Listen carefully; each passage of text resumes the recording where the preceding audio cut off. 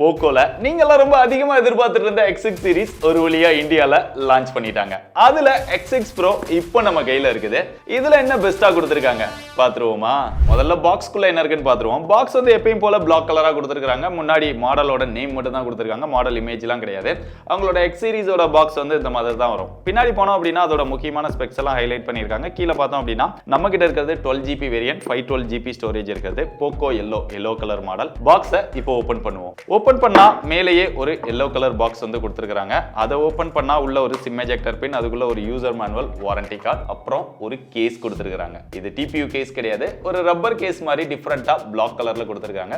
பார்க்கிறதுக்கு நல்லா இருக்கு, குவாலிட்டியாவும் இருக்கு. அடுத்து போக்கோட X6 Pro. போக்கோ அப்படினாலே எல்லோ கலர் தான். அந்த எல்லோ கலர்லயே நமக்கு வந்து மொபைல் வந்து சென்ட் பண்ணியிருக்காங்க. இதை பத்தி அப்புறம் டீடைல்டா பார்ப்போம். அதுக்கப்புறம் பாக்ஸ்க்குள்ள பார்த்தோம் அப்படின்னா ஒரு 67 வாட் சார்ஜிங் அடாப்டர் இருக்கு, ஒரு டைப் சி சார்ஜிங் கேபிள் இருக்கு. அவ்வளவுதான் பாக்ஸ்க்குள்ள. முதல்ல இதோட டிசைன் பார்த்தா போக்கோட அந்த எல்லோ கலர்ல வேகன் லெதர் டிசைன் வந்து கொடுத்திருக்காங்க. கையில தொடும் போதே அதை வந்து நல்லாவே ஃபீல் பண்ண முடியுது. கீழே பார்த்தா அப்படின்னா 5G அப்படின்னு சொல்லி சின்னதா கொடுத்திருக்காங்க. அப்படியே மேல போனோம் அப்படின்னா போக்கோட அந்த யூனிக் ஸ்டைலான அந்த பெரிய ரெக்டாங்கிள் ஷேப் பிளாக் கலர்ல கொடுத்திருக்காங்க. அது ஒரு சின்ன பம்ப் மாதிரி கொடுத்திருக்காங்க. அதுக்குள்ள போக்கோ அப்படின்னு சொல்லி அந்த பிராண்டிங் போட்டிருக்காங்க. எவ்வளவு கேமரா அப்படிங்கறதையும் மென்ஷன் பண்ணியிருக்காங்க. அதை உத்து பார்த்தோம் அப்படின்னா கீழே போட்ட மாதிரி ஒரு லைனா தெரியும். என்னடா அதுக்குள்ள கீழே போட்டி அப்படின்னு கேட்டா கீழெல்லாம் போடலைங்க. அது போக்கோட டிசைன். அந்த டிசைன் வந்து அந்த மாதிரி கொடுத்திருக்காங்க. பார்க்கிறதுக்கு நல்லா தான் இருக்கு. அதுக்கப்புறம் இந்த கார்னர் எல்லாம் லைட்டா கர்வ் மாதிரி கொடுத்திருக்காங்க. அதனால கையில பிடிக்கிறதுக்கு நல்லா இருக்கு. இந்த எட்ஜஸ் எல்லாமே ஃபிளாட்டா கொடுத்துட்டாங்க. கையில பிடிக்கும் போதுமே மொபைல் வந்து பெரிய வெயிட்டான மொபைல் மாதிரி தெரியல. இருந்தாலுமே இதோட வெயிட்னு பார்த்தா 190 கிராம் இருக்கு. திக்னஸ்மே 8.25 mm இருக்கு. ஓவராலா டிசைன் அப்படின்னு பார்த்தா ரொம்பவே டிஃபரெண்டாவும் பண்ணிருக்காங்க, சூப்பராவும் பண்ணிருக்காங்க. இது போக இன்னொரு ஸ்பெஷலான விஷயமே நம்ம ஏற்கனவே அன்பாக்ஸ் பண்ணும்போதே பார்த்தோம். நல்ல ஒரு குவாலிட்டியான கேஸ் வந்து கொடுத்திருக்காங்க. இது வந்து ரப்பர்ல தான் கொடுத்திருக்காங்க. பார்க்கிறதுக்கு நல்ல ஸ்டைலாவும் இருக்கு, குவாலிட்டியாவும் இருக்கு. ஃபிட்டிங்மே ரொம்பவே பெர்ஃபெக்ட்டா இருக்கு. இத போட்டு பார்க்கும்போதுமே மொபைல் வந்து நல்ல ஸ்டைலா தெரியுது. நல்லா இருக்குல்ல? உண்மையாலுமே இந்த மாதிரிலாம் போக்கோ ட்ரை பண்றது எனக்கு ரொம்பவே பிடிச்சிருக்குது. பட் மத்த பிராண்ட் இதே மாதிரி ஃபாலோ பண்ணாங்க அப்படின்னா நல்லா இருக்கும். ஏன்னா கேஸுக்கு தனியா ஒரு 200 ரூபாய் 300 ரூபாய் செலவு பண்ண வேண்டி இருக்காதுன்னு நினைக்கிறேன். அப்படியே இந்த மொபைல்ல ஹைலைட்டான விஷயமே இதோட பெர்ஃபார்மன்ஸ் தான். இங்க MediaTek Dimensity 8300 Ultra அப்படிங்கிற ஒரு ப்ராசஸர் கொடுத்திருக்காங்க. ஆல்ரெடி நம்ம ஏற்கனவே பார்த்திருக்கோம் போக்கோட F5 அன்பாக்ஸ்ல 30,000 ரூபாய் பிரைஸ் செக்மென்ட்குள்ள ஒரு பெஸ்ட் பெர்ஃபார்மன்ஸ் மொபைல்னா போக்கோட F5 தான். அந்த அளவுக்கு ஒரு சூப்பரான ப்ராசஸர் கொடுத்திருந்தாங்க. அதுல கொடுத்திருக்கிற ப்ராசஸரோட இது பெட்டரான பெர்ஃபார்மன்ஸ் கொடுக்கக்கூடிய ப்ராசஸர். நம்ம செக் பண்ணப்ப இதோட ஆண்ட்ராய்டு ஸ்கோர் பார்த்தோம் அப்படின்னா கிட்டத்தட்ட 13 லட்சம் வந்தது. ஆனா பிராண்ட் வந்து 13 லட்சத்துக்கு மேலே கிளைம் பண்றாங்க. பட் எக்ஸாக்ட்டா நமக்கு வந்து 13 லட்சம் வந்துருச்சு. அது போக இதுல த்ரோட்டில் டெஸ்ட் பண்ணி பார்த்தோம். மேக்ஸிமமா ஒரு 82% வரைக்கும் தான் அதோட பெர்ஃபார்மன்ஸை யூஸ் பண்ணுது. இன்னும் கொஞ்சம் பெட்டரா ஆப்டிமைஸ் பண்ணி ஏதாவது அப்டேட் கொடுத்தாங்க அப்படின்னா நல்லா இருக்கும். அப்படியே கேமிங் பார்த்தா BGMI மேக்ஸிமமா HDR அல்ட்ரா வரைக்கும் சப்போர்ட் பண்ணுது. பட் X6ல பார்த்தோம் அப்படின்னா அவங்க எக்ஸ்ட்ரீம் வரைக்கும் அந்த ஃப்ரேம் ரேட் வந்து கொடுத்து வச்சிருக்காங்க. இதுல என்னமோ அல்ட்ரா வரைக்கும் தான் இருக்குது. அது போக BGMI ப்ளே பண்ணும்போது அந்த ஃப்ரேம் டிராப் லாக்லாம் இல்லாம நல்லா ஸ்மூத்தா நம்மளால கேம் ப்ளே பண்ண முடியுது. பெர்ஃபார்மன்ஸ்மே ரொம்பவே நல்லா இருக்கு. இருந்தாலும் நீங்க கண்டினியூஸா ரொம்ப ஹெவியா கேம் ப்ளே பண்றீங்க அப்படின்னா இந்த இடத்துல கொஞ்சம் ஹீட்டிங் வந்து ரொம்பவே அதிகமா இருக்குது. இதுக்கு வேப்பர் சேம்பர் கூலிங் சிஸ்டம் இதெல்லாம் கொடுத்திருக்கோம் அப்படின்னு சொல்றாங்க. இருந்தாலுமே அந்த டெம்பரேச்சர் வந்து இந்த இடத்துல ரொம்பவே ரைஸ் ஆகும்போது அதை நம்ம கையில தொட்டு பார்க்கும்போது நல்லாவே ஃபீல் பண்ண முடியுது. அதை இன்னும் கொஞ்சம் ஆப்டிமைஸ் பண்ணி பெட்டரா கொடுத்தாங்க அப்படின்னா நல்லா இருக்கும். அதுபோக இந்த மொபைல் பார்த்தோம் அப்படின்னா சைனால லான்ச் பண்ண Redmi K70e அப்படிங்கிற ஒரு மொபைலை ரீபிராண்ட் பண்ணி தான் இந்தியாவுக்கு எடுத்துட்டு வராங்க. சைனால லான்ச் பண்ணும்போது அந்த மொபைல்ல நிறைய ப்ராப்ளம் இருந்தது. ரொம்ப ஹைலைட் பண்ணி சொல்லணும் அப்படின்னா அப்பப்போ மொபைல் வந்து அப்படியே ஸ்ட்ரக் ஆகி நின்னுரும். முக்கியமா கேம் ப்ளே பண்ணும்போது அப்படியே டக்குன்னு நின்றும். அதுக்கப்புறம் ஒண்ணுமே பண்ண முடியாது. அந்த மாதிரி ஒரு ப்ராப்ளம் வந்து சைனா டிவைஸ்ல இருந்தது. பட் இங்க லான்ச் பண்ண இந்த டிவைஸ்ல வந்து இது வரைக்கும் அந்த மாதிரி எந்த ஒரு ப்ராப்ளமும் வரல. டிஸ்ப்ளேவும் ஸ்ட்ரக் ஆகி நிக்கல. ஒருவேளை ஃபீச்சர்ல வருதா அப்படின்னு தெரியல. பட் இந்த மாதிரி சைனாலலாம் இருந்தது. பட் இந்தியால இல்ல அப்படிங்கறதையும் தெரிஞ்சுக்கோங்க. இது போக இதுல RAM டைப் அப்படின்னு பார்த்தாலுமே LPDDR5X RAM டைப் யூஸ் பண்ணிருக்காங்க. UFS 4.0 சப்போர்ட் கொடுத்திருக்காங்க. எதுக்கு அப்படின்னா இந்த மொபைல் வந்து முக்கியமா கேமர்ஸை டார்கெட் பண்ணி தான் லான்ச் பண்றாங்க. சோ இதெல்லாம் இருக்கிறதுனால இதோட பெர்ஃபார்மன்ஸ் வந்து ரொம்பவே பெட்டரா இருக்கு. அது போக இந்த ப்ராசஸர் வந்து ஒரு 5G ப்ராசஸர். இதுவுமே ஒரு 5G மொபைல். இதுல 14 5G பேண்ட் சப்போர்ட் வந்து கொடுத்திருக்காங்க. இதோட சிம் ஸ்லாட் அப்படின்னு பார்த்தாலுமே 2 சிம் மட்டும் தான் போட முடியும். SD கார்டு போட முடியாது. 2 சிம்மே 5G சப்போர்ட் பண்ணும். இது ஒரு 5G மொபைல். அடுத்ததுல ஹைலைட்டான விஷயமே இதோட டிஸ்ப்ளே தான். இங்க கர்வ்டு டிஸ்ப்ளே கிடையாது, ஃபிளாட்டான டிஸ்ப்ளே தான். ஃபிளாட்டான டிஸ்ப்ளே தான் நான் விரும்புறேன். ஏன்னா கர்வ்டு டிஸ்ப்ளே அப்படிங்கும்போது ஈஸியா உடைஞ்சிருது. பட் யூஸ் பண்றதுக்கு கொஞ்சம் கன்வீனியன்ட்டா இருக்கும். நீங்க கர்வ்டு டிஸ்ப்ளே விரும்புவீங்களா இல்ல ஃபிளாட்டான டிஸ்ப்ளே விரும்புறீங்களா அப்படிங்கறத கமெண்ட்ல சொல்லுங்க. இந்த டிஸ்ப்ளே பார்த்தோம் அப்படின்னா எப்பவும் போல 6.67 இன்ச்ல 1.5K POLED டிஸ்ப்ளே வந்து கொடுத்திருக்காங்க. அது போக 120 Hz ரெஃப்ரெஷ் ரேட்டும் கொடுத்திருக்காங்க. இங்க டைனமிக் ரெஃப்ரெஷ் ரேட்டும் இருக்குது. கிட்டத்தட்ட ஒரு 6 ஸ்டேஜ் கொடுத்திருக்கதா சொல்றாங்க. 30 ல இருந்து 120 வரைக்கும் தேவைக்கு தகுந்த மாதிரி ஆட்டோமேட்டிக்கா அட்ஜஸ்ட் பண்ணிக்கிடும். இதோட டச் சாம்பிளிங் ரேட்டுமே மேக்ஸிமமா 480 Hz வரைக்கும் கொடுத்திருக்காங்க. இது போக டால்பி விஷன் சப்போர்ட் கொடுத்திருக்காங்க. 100% கலர் கேமட் DCI P3 சப்போர்ட்டும் கொடுத்திருக்காங்க. TUV ரெகன் லைட் சர்டிஃபைடு இருக்கு. அந்த லோ லைட் ஃபிளிக்கர் ஃப்ரீ இதுக்கு எல்லாமே கொடுத்து வச்சிருக்காங்க. யூஸ் பண்ணும்போதும் சரி நல்ல ஸ்மூத்தா இருக்கு. டச் ரெஸ்பான்ஸ் ரொம்பவே நல்லா இருக்கு. அந்த கலர்ஸுமே நல்ல வீடியோஸ் பார்க்கும்போது நல்ல விவிடா இருக்குது. அவங்க டிஸ்ப்ளேவே விவிட் டிஸ்ப்ளே அப்படிங்கிற மாதிரி தான் மென்ஷன் பண்றாங்க. இன்டோர்ல யூஸ் பண்ணும்போதும் சரி இல்ல அவுட்டோர்ல யூஸ் பண்ணும்போதும் சரி இல்ல டைரக்ட் சன்லைட்ல யூஸ் பண்ணாலுமே டிஸ்ப்ளே வந்து நல்ல பிரைட்டா இருக்கு. பீக் பிரைட்னஸா 1800 நிட்ஸ் கொடுத்திருக்காங்க. ஓவராலா டிஸ்ப்ளே வந்து நல்லா மாஸா பண்ணிருக்காங்க. இது போய் டிஸ்ப்ளேயோட பெசல்ஸ்மே ரொம்ப கம்மியா தான் இருக்கு. இந்த மூணு சைடுலமே பார்த்தோம் அப்படின்னா அதை பார்க்கும்போதே தெரியும் எந்த அளவுக்கு அந்த டிஸ்ப்ளே வந்து நமக்கு ஃபுல்லா தெரியுது அப்படின்னா சின் மட்டும் தான் கொஞ்சம் இருக்கிற மாதிரி தெரியுது. ஓவராலா பார்த்தோம் அப்படின்னா அந்த ஸ்கிரீன் டு பாடி ரேஷியோமே 94% வரைக்கும் அச்சீவ் பண்ணிருக்காங்க. சோ மேக்ஸிமம் விசிபிலிட்டி நமக்கு கிடைக்குது. அது மட்டும் இல்லாம இந்த டிஸ்ப்ளேக்கு ப்ரொடக்ஷனா கார்னிங் ஒரு கிளாஸ் விக்டர்ஸ் ப்ரொடக்ஷன் கொடுத்திருக்காங்க. பொதுவா ஃபிளாக்ஷிப் லெவல் மொபைல்ஸ்ல தான் அதெல்லாம் கொடுப்பாங்க. அதுலயே ஒரு சில மொபைல்ஸ்ல வந்து கட் பண்ணிடுறாங்க. பட் இந்த செக்மெண்ட்லயும் இவங்க கொடுத்தது ரொம்பவே நல்ல விஷயம். இது போக இந்த டிஸ்ப்ளேக்கு ஸ்கிரீன் ப்ரொடக்டரும் ஒட்டியே கொடுத்திருக்காங்க. இது போக இதுல ஹைலைட்டான விஷயம்னா Xiaomi பிராண்ட் அப்படினாலே பெரும்பாலும் அவங்க 40,000 ரூபாய் வரைக்குமே side mount fingerprint sensor தான் கொடுப்பாங்க. பட் இந்த மொபைல்ல பார்த்தோம் அப்படின்னா under display fingerprint sensor கொடுத்திருக்காங்க. அதுதான் ஒரு பெரிய ஹைலைட் அப்படின்னு சொல்லலாம். அது போக ஆல்வேஸ் ஆன் டிஸ்ப்ளேவும் இருக்கு. அதுவுமே ரொம்ப ஃபாஸ்டா அக்யூரேட்டா இருக்குது. எப்படா மனசை வந்து சேஞ்ச் பண்ணீங்க அப்படின்னு நமக்கு கேட்க தோணுது. இருந்தாலுமே இதெல்லாம் கொடுத்தது நல்ல விஷயம் தான். மொபைலோட கேமராஸ்னு பார்க்கும்போது பார்த்தோன்னே 4 கேமரா இருக்கிற மாதிரி தெரியும். ஆனா இங்க 3 கேமரா தான் இருக்கு. அதுல பிரைமரி சென்சாரா 64 மெகாபிக்சல் கொடுத்திருக்காங்க. OIS EAS ரெண்டு சப்போர்ட்மே கொடுத்து வச்சிருக்காங்க.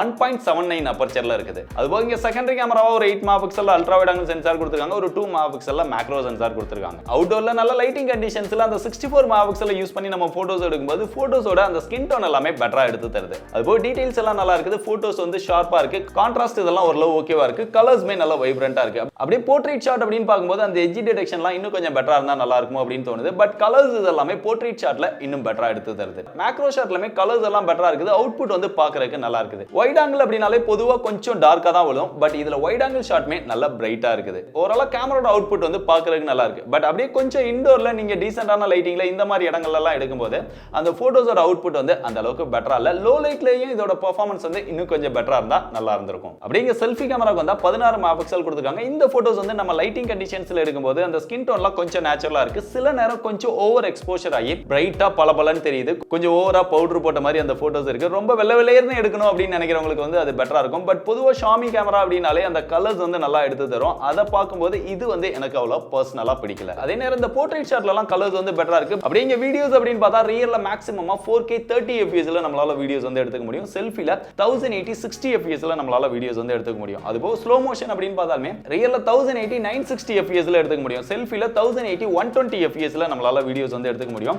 வீடியோஸ்ல அந்த ஃபோக்கஸ் இதெல்லாம் நல்லா இருக்குது. லைட்டிங் கண்டிஷன்ஸ்ல எடுக்கும்போது கொஞ்சம் பெட்டரான அவுட்புட் வந்து நமக்கு கிடைக்குது. வீடியோஸ்க்கு இதுக்கு OIS சப்போர்ட் இருக்கிறதுனால எந்த ஒரு ஷேக்கும் இல்லாம ஸ்டேபிளா நம்மளால வீடியோஸ் எடுத்துக்க முடியுது. ஆனா அதுவுமே மேக்ஸிமமா 1080 30 fps ல தான் நம்மளால வீடியோஸ் வந்து எடுக்க முடியுது. ஓவராலா கேமராவோட பெர்ஃபார்மன்ஸ் அப்படின்னு பார்த்தா இவங்களோட மொபைலான Redmi Note 13 Pro Plus விட இதோட பெர்ஃபார்மன்ஸ் வந்து கொஞ்சம் கம்மியா தான் இருக்கு. இதோட கேமரா ஃபீச்சர்ஸ் அப்படின்னு பார்த்தா எப்பயும் கொடுக்குற அந்த காமனான விஷயங்கள் தான் எல்லாமே கவர் பண்ணிருக்காங்க. இதுல புதுசா நான் பார்த்தது அப்படின்னு பார்த்தா இங்க அசிஸ்ட் கேம் அப்படின்னு ஒன்னு கொடுத்து வச்சிருக்காங்க. இந்த அசிஸ்ட் கேம் அப்படிங்கிறது என்னன்னா நீ உங்ககிட்ட 2 Xiaomi மொபைல் இருந்தது அப்படின்னா 2 மொபைல்லமே அந்த ஃபீச்சர் இருக்கும்போது ரெண்டையுமே ஒரே வைஃபைல இல்ல ஒரே ஹாட்ஸ்பாட்ல கனெக்ட் பண்ணிட்டு ஒரு மொபைல்ல கேமரா ஆன் பண்ணி இன்னொரு மொபைல்ல அந்த கேமரா வந்து ஆபரேட் பண்ணி போட்டோஸ் வீடியோஸ் இதெல்லாம் எடுக்க முடியும் அப்படின்னு சொல்றாங்க. பட் அதை ஓபன் பண்ணப்ப அந்த மாதிரி காமிச்சது ரெண்டையுமே ஒரே வைஃபைல கனெக்ட் பண்ணி செக் பண்ணி பார்த்தா ஒரே ஹாட்ஸ்பாட்லயும் கனெக்ட் பண்ணி செக் பண்ணி பார்த்தேன். பட் அந்த ஃபீச்சர் வந்து எக்ஸாக்ட்டா ஒர்க் ஆகல. ஒருவேளை ஒர்க் ஆனா இந்த மாதிரி ஒரு கேமராவை இன்னொரு மொபைல்ல இருந்து நீங்க ஆபரேட் பண்ணிக்க முடியும். மொபைலோட சாஃப்ட்வேருக்கு வந்து இங்க out of the box Android 14 கொடுத்துட்டாங்க. அவங்களோட HyperOS 1.01 வெர்ஷன் வந்து கொடுத்திருக்காங்க. HyperOS பத்தி பயங்கரமா பேசிட்டு இருந்தாங்க. அப்படி இருக்கு இப்படி இருக்கு பயங்கரமா கொண்டு வராங்க. ஒரு புதுவிதமான OS கொண்டு வராங்க அப்படின்லாம் பேசினாங்க.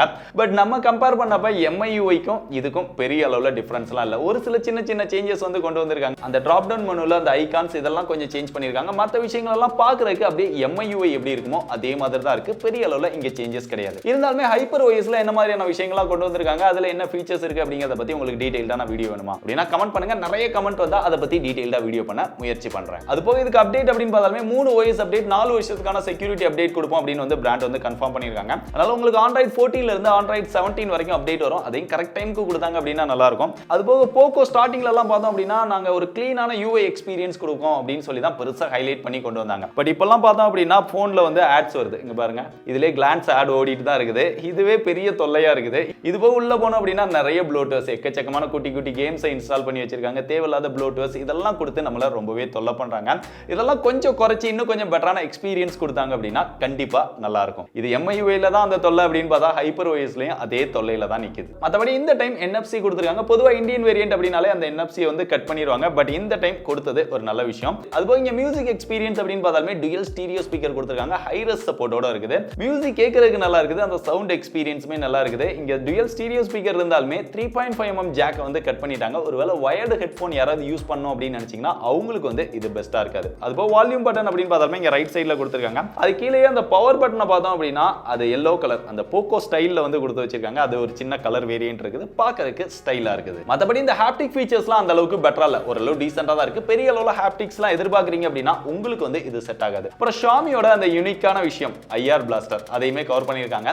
ஐபி ரேட்டிங் அப்படின்னு பார்க்கும்போது ரெட்மியோட நோட் 13 Pro Plusல IP68 கொடுத்தாங்க. அதான் ஒரு பெரிய விஷயமா பேசப்பட்டது. பட் இந்த மொபைல்ல பார்த்தோம் அப்படின்னா IP68லாம் கொடுக்கல. பேசிக்கான அந்த ஸ்பிளாஷ் ப்ரூஃப் மட்டும் தான் கொடுத்திருக்காங்க. IP68 ஓட கொண்டு வந்திருந்தாங்கன்னா நல்லா இருந்திருக்கும். பட் இங்க பெர்ஃபார்மன்ஸ்க்கு மட்டும் தான் இம்பார்ட்டன்ஸ். மற்ற விஷயங்களுக்குலாம் அவ்வளோ இம்பார்ட்டன்ஸ் இந்த மொபைல்ல கொடுக்கல. அதே நேரம் இதோட பேட்டரி அப்படின்னு பார்த்தாலுமே எப்பயும் போல 5000 mAh வந்து கொடுத்துட்டாங்க. பட் சைனா வேரியன்ட்ல பார்த்தோம் அப்படின்னா 5500 mAh கொடுத்திருந்தாங்க. அதை கொஞ்சம் இங்க ரெடியூஸ் பண்ணிருக்காங்க. அதனால மொபைலோட வெயிட்டுமே ரெடியூஸ் ஆகுது. ஆனா ஃபாஸ்ட் சார்ஜிங் சப்போர்ட் அப்படின்னு பார்க்கும்போதும் இங்கேயும் 67 வாட் தான் கொடுத்து வச்சிருக்காங்க. இது இன்னும் கொஞ்சம் பெட்டரா கொடுத்திருந்திருக்கலாம். ஏன்னா கேமர்ஸை டார்கெட் பண்ணி லான்ச் பண்ணும்போது அவங்க பெட்டரான ஃபாஸ்ட் சார்ஜிங் சப்போர்ட் எதிர்பார்ப்பாங்க. போனை டக்குன்னு சார்ஜ் போட்டு டக்குன்னு ப்ளே பண்ணணும் அப்படின்னு எதிர்பார்ப்பாங்க. 67 வாட்டே என்ன பொறுத்தவரைக்கும் போதுமானதான். மற்றபடி பேட்டரியோட பெர்ஃபார்மன்ஸ் இப்போ ஷார்ட் டர்மா செக் பண்ண வரைக்கும் நல்லா இருக்குது. இப்போ இதோட பிரைஸ் அப்படின்னு பார்த்தா அதுல ரெண்டு வேரியன்ட் வந்து லான்ச் பண்ணிருக்காங்க. 8GB RAM 256GB internal storage இருக்குது 27000 ரூபாய் பிரைஸ்க்கு முன்னும் 12GB RAM 512GB internal storage இருக்குது 29000 ரூபாய் பிரைஸ்க்கு முன்னும் சேல் பண்றாங்க. சோ ஸ்டார்டிங் வேரியன்ட்டாவே 256GB கொண்டு வந்துட்டாங்க. அது போக 512GB அப்படின்னு ஒரு ஹையஸ்ட் வேரியன்ட்டும் கொண்டு வந்துட்டாங்க இந்த செக்மெண்ட்ல. அதனால SD கார்டு ஸ்லாட் இல்லாதெல்லாம் பெரிய பிரச்சனையா இருக்காது. அது போக இதுக்கு ICICI கார்டு ஆஃபரும் கொடுக்குறாங்க. இன்ஸ்டன்ட் டிஸ்கவுண்டா 2000 ரூபாய் வரைக்கும் கிடைக்குது. சோ அதை யூஸ் பண்ணி வாங்குனீங்க அப்படின்னா 25000 ரூபாய்க்கும் 27000 ரூபாய்க்கும் இந்த மொபைலை வாங்கிக்க முடியும். சோ இந்த பிரைஸ்க்கு இது வர்த்தா இல்லையா அப்படின்னு கேட்டீங்கன்னா சோ இந்த பிரைஸ்க்கு ஒரு சம மாசான டிஸ்ப்ளே கொடுத்திருக்காங்க. செம்மையான பெர்ஃபார்மன்ஸ் கொடுத்திருக்காங்க. அது போக UFS 4.0 சப்போர்ட் LPDDR5X டைப் ரேமும் யூஸ் பண்ணிருக்காங்க. லேட்டஸ்டான சாஃப்ட்வேர் கொடுத்திருக்காங்க. 3+4 அப்டேட்டும் கன்ஃபார்ம் பண்ணிருக்காங்க. பட் அங்க ப்ளூடூத் இருக்குது, தேவையில்லாத ஆட்ஸ் இருக்குது. மத்தபடி பேட்டரி ஃபாஸ்ட் சார்ஜிங் சப்போர்ட் இதெல்லாம் போதுமானதா கொடுத்திருக்காங்க. டிசைனுமே நல்லா இருக்குது. மத்தபடி இதுல இருக்கக்கூடிய ஒரே ஒரு பிரச்சனைனா ஹெவியா கேம் ப்ளே பண்ணும்போது இந்த இடத்துல ஹீட்டிங் இஷ்யூ ரொம்பவே அதிகமா இருக்குது. அதை ஏதாவது அப்டேட்லாம் கொடுத்து சரி பண்ணாங்க அப்படின்னா ரொம்பவே நல்லா இருக்கும். சோ அந்த பிரச்சனை சால்வ் ஆயிடுச்சு அப்படின்னா டெஃபினட்டா 25000 ரூபாய்க்கு ஒரு செம்மையான ஒர்த்தான மொபைலா தான் இருக்கும். சோ தேவைப்படுறவங்க தாராளமா செக் பண்ணி பாருங்க. பெஸ்ட் பை லிங்க் டிஸ்கிரிப்ஷன்ல கொடுத்திருக்கேன்.